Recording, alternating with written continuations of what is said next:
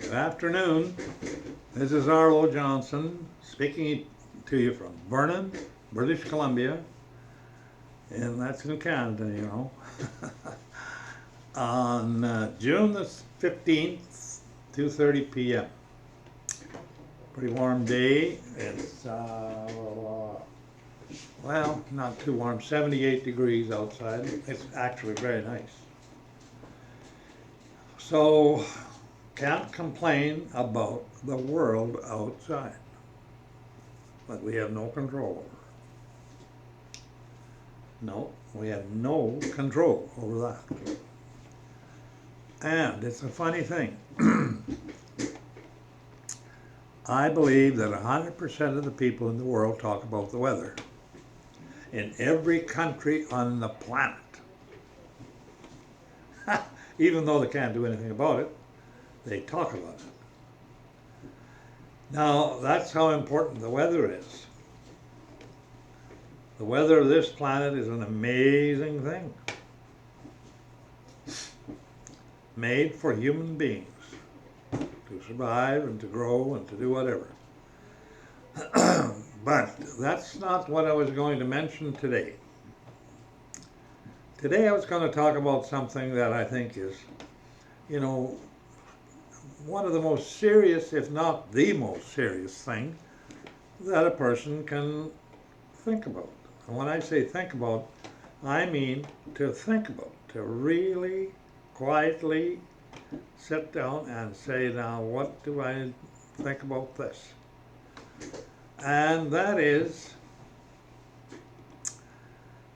in my lifetime, things have changed so much that it's very evident to me that there's been a big, big change. And that it's been a big change to things that are not good. Very, very bad things that people right now they can't appreciate the depth of how bad they are because they didn't know when it was good. What the question I want to ask you is this: where will you be when the beginning of forever starts? I'm going to say that again.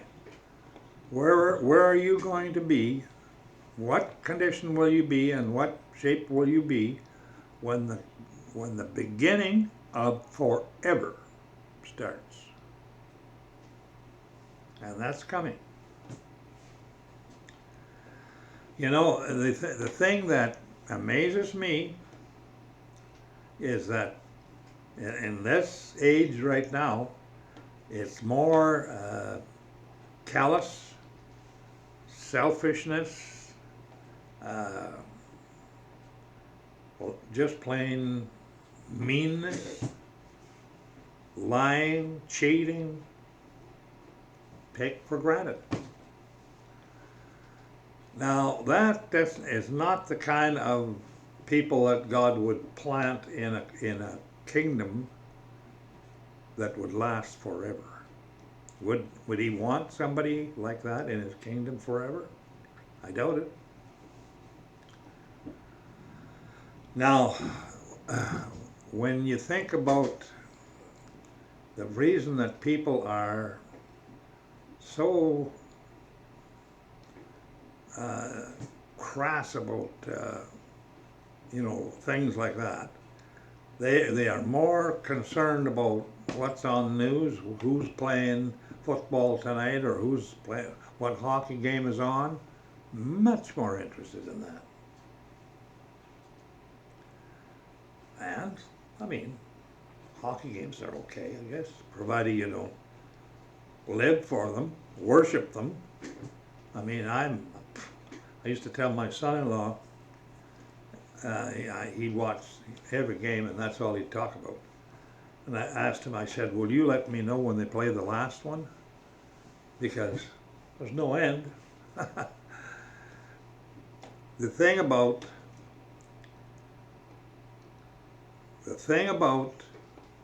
being around or being available or being included in the beginning of forever means that you have been chosen by the King to be in his kingdom forever. Now, that means that no disease, no sickness, nothing physical anymore, because you won't be in a physical body. He says that. He says you will be in a spiritual body, which is obviously, or as we are told, a way higher, finer body than this. A body that lives forever, doesn't require anything. It's self-contained life that God gives. Only He can give it. And the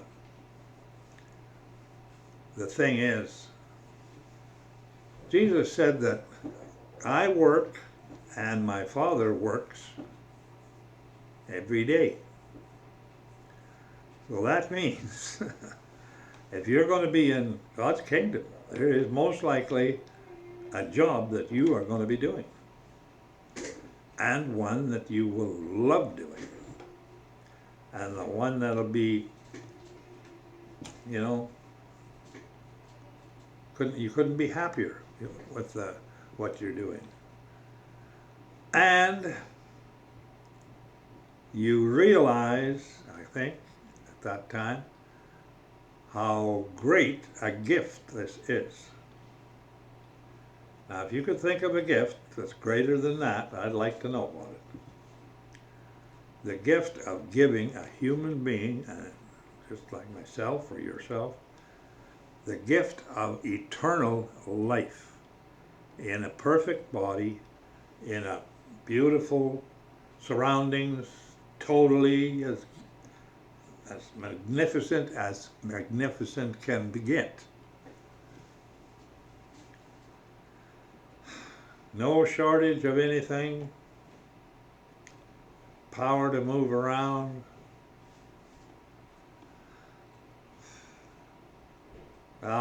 It's hard to visualize this, I know. But the thing is, you could wait too long. I mean, my next birthday, if I'm around, I'm 90 years old. Now that's a pretty high age. I think I'm in the danger zone. But anyway, the thing about it is that I don't know how many years ago now, but must be 10, 12, at least 10, 12 years ago, that I decided on what I did believe in. And I was so glad when that happened. It was like a big relief. I really think people should strive for that. To get it settled in their mind, totally settled. No doubting, no wondering about this, no wondering about that.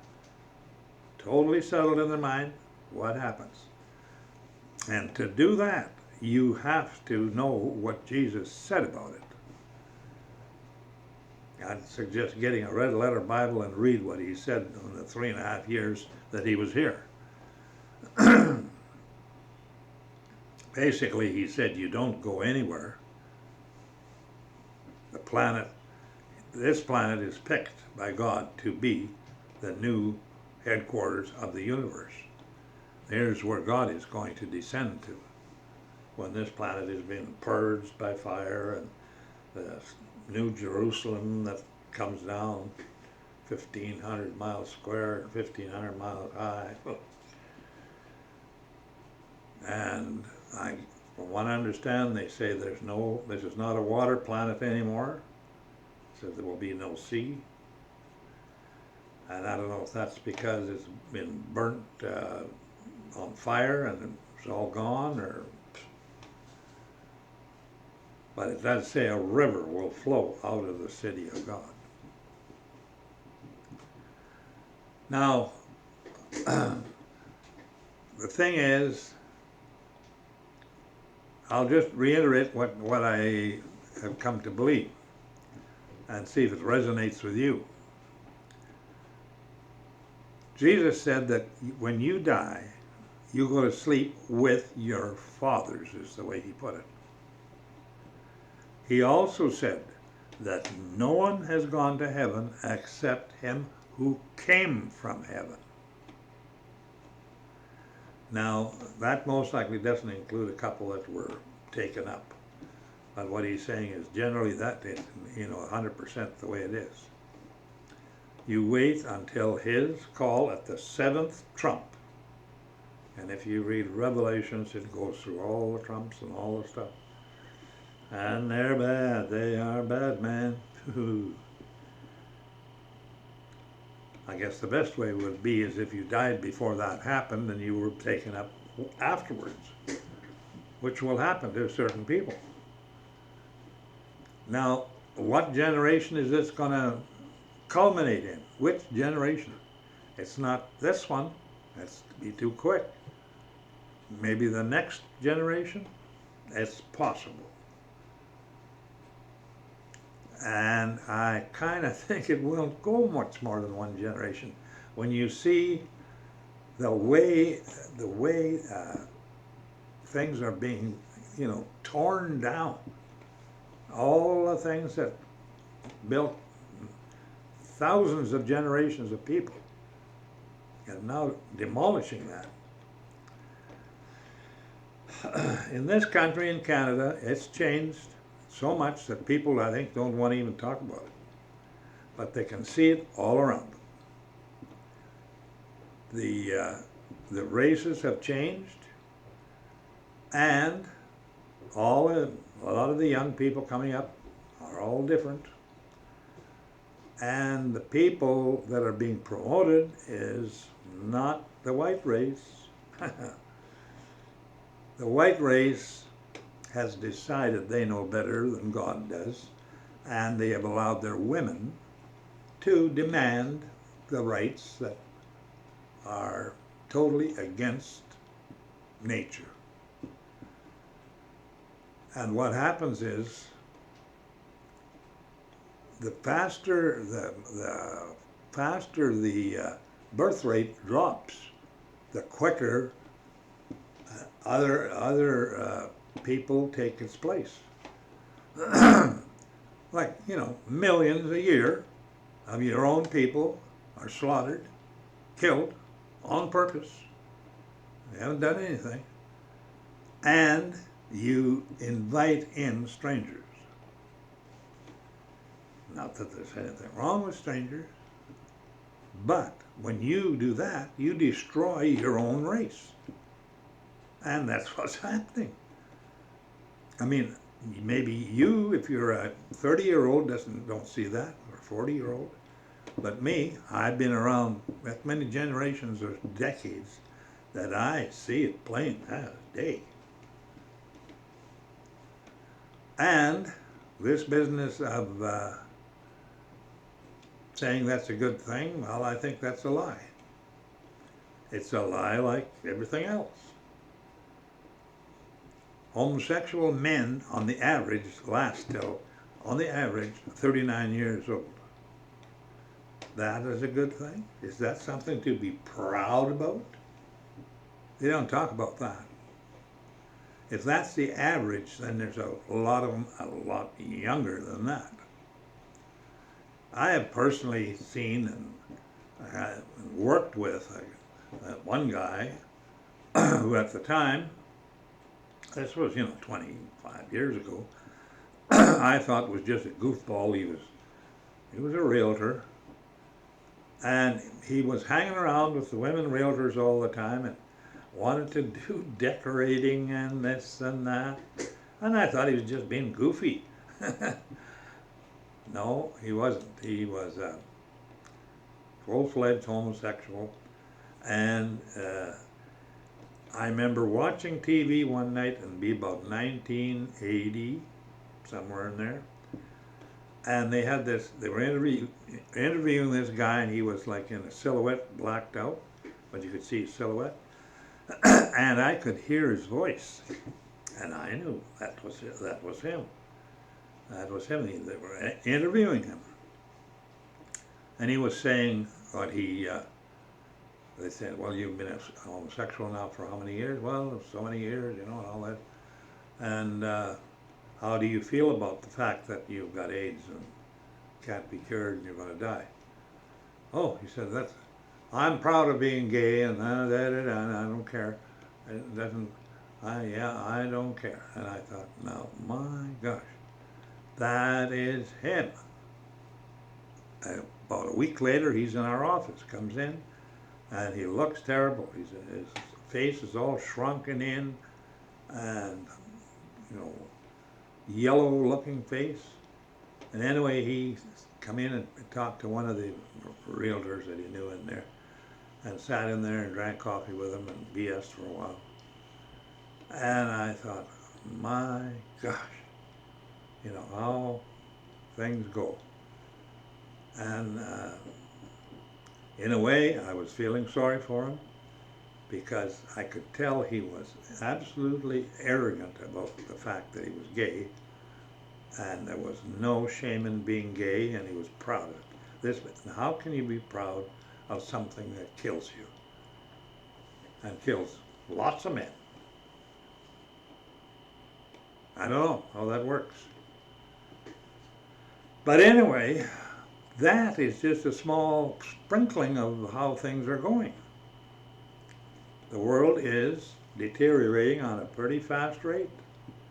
We've got enough missiles and atomic bombs to blow the whole place apart, which I don't think they're going to dare do, because they one thing they do know is if they start it, they'll end up being blown to pieces, because everybody's got too much of it.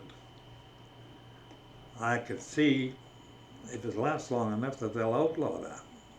They'll agree to not use it. And if somebody does use it, I think that may be the trigger. If he uses it and he's nailed and people just blast the hell out of him, I think that's when the world will wake up and say, we cannot have these kind of weapons. But the idea of the tribulation is really is the next step coming. There's no question about that. You see it, and in fact, in politics right now, is getting just about so bad that you can't stand to watch them. And you're pretty well helpless to do anything about it. And they will drive it whatever way they like and force it to just get worse. And the problem is, God has given them a way out from his laws, which he says are immutable. People have no fear of his laws anymore. That's a pretty bad thing, when his laws are immutable and the penalty for breaking them is death. But he's made a way out. A very, I couldn't figure out a better way. I mean, who would have thought that would be the way he would do it? That he says, Jesus Christ, before this world began, my Son, God the Father and the Son decided before the world began that Jesus Christ, the Son, the Word, would become flesh and would be sacrificed for the rest of the world, as to take the penalty for breaking the law. The only way he could preserve his own creation. Now, you think about that. It looks pretty hopeless if it wasn't for that. And all it is if you can override the fact that your stubbornness won't let you do it, or, you know, you have no shame of anything, no remorse for anything, that's, that's, the, that's the absolute telltale signs of that you have been given a reprobate mind. And God says, I will allow them to condemn themselves. I won't condemn them, but I'll allow them to condemn themselves. And when they do that, they go into the category of a reprobate mind, and that's it. We'll say, go to the left. I don't know you. And what could be sadder than that? I just hope that, and I would imagine there will be such a thing as all these terrible memories of people suffering and everything else will be wiped from the memory of people when they go into God's kingdom. That there will be no memory of that, because otherwise that would be terrible. I'm sure that God knows that. And anyway, I'm going to finish up here right now with this just plain 4-letter statement. Where will you be in the beginning of the end? The beginning of the end. 5 letters, 5 words. No, pardon me. I'll have to learn to count. It would be interesting if you would comment on what I've just said, how serious you take it. And if you would like to subscribe, that's up to you. I'd appreciate it, but it's up to you. In the meantime, I couldn't wish you anything better than God bless, and we'll see you later.